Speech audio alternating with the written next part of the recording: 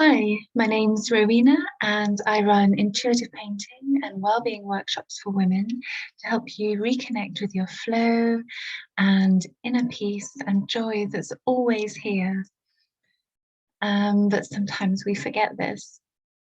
And this is my week of practicing videos and recording them and sharing them and being visible, something that I've had a lot of challenges around in the past. It's been very difficult for me to do this, even though I've been a teacher, even though I'm absolutely fine on Zoom in my workshops.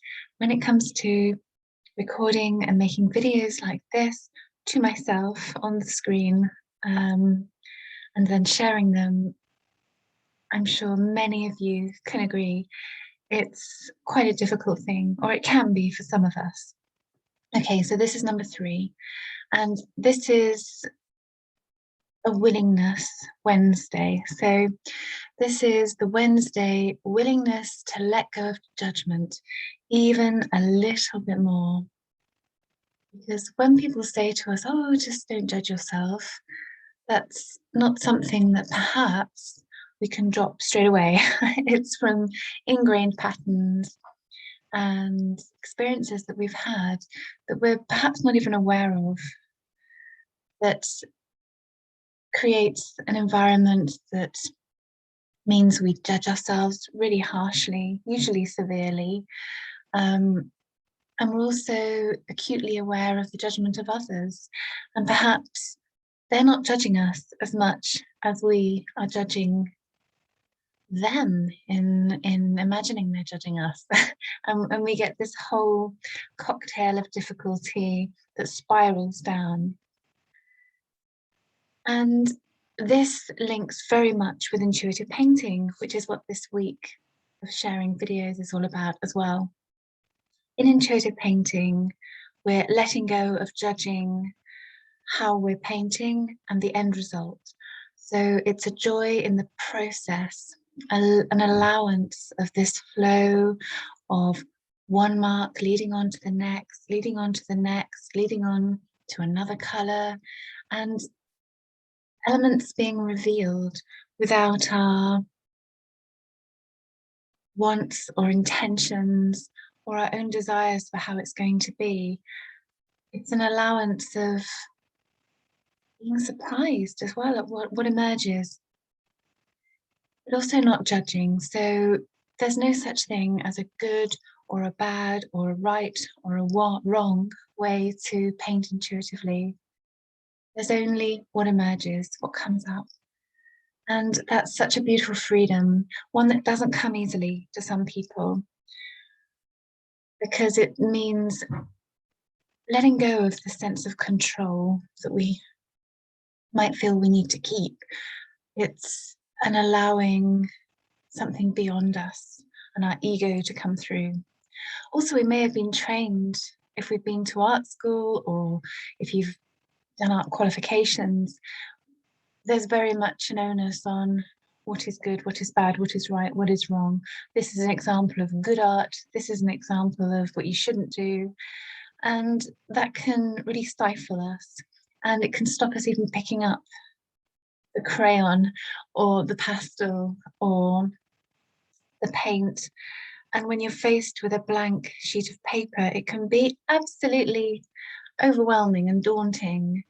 I know I used to buy myself canvases that were quite big, but I always stored them away for a special time, or when I was doing a special painting, or when I felt that I could really do it. And I never could. I didn't use those. And so they got dusty. And I decided that I was just going to see what happened a few years ago. I've always painted intuitively on a small scale. I've always felt the need to express colours and shapes and forms, and there's a liberation for me in that because it's not about thinking. But I've never done it on a bigger scale, and I never knew it was called intuitive painting. It wasn't a thing. It was something I just naturally did. So transferring this into large scale and sharing it with others is just beautiful. So allowing the colours to be what they want, the shapes, the marks. And you can build up in layers as well. Your first layer that you then let dry doesn't have to be the last. It might be, but it doesn't have to be. There may be other layers that want to come through, and then you paint over areas that you've already done without thinking about it, but just noticing where certain areas want to be released and let go, and then new layers come through, and you have this wonderful palimpsest, I love that word, of texture coming through from maybe the third previous layer. And you start to get a sense for what you like.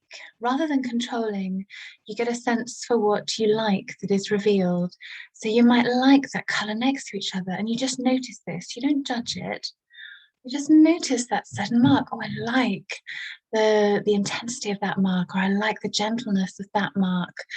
And so it stays. But it's not an interrogation. It's a gentle communication with the painting.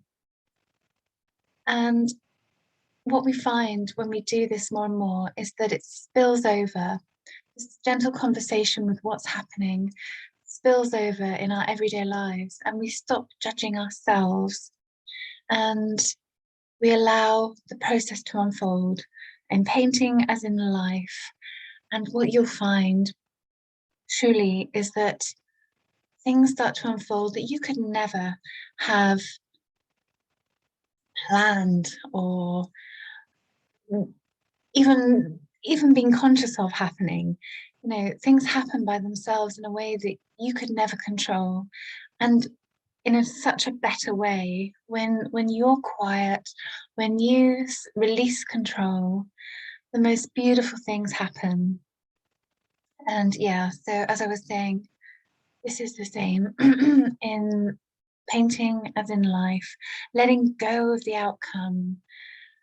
There might be a million ways to a certain outcome, and the outcomes change along the way. Painting that perhaps becomes the final painting is a million miles away from perhaps what you thought it might be. And that's such a beautiful journey that the painting goes on and that takes you on with it. So it's allowing without judgment, being present, very much present with it. Yeah, and the less we judge ourselves, the less we judge others, the less we see judgment in the world.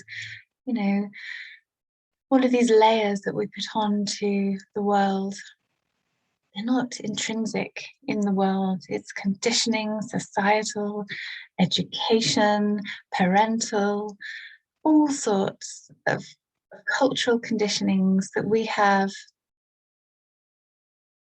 created as filters through which we see the world.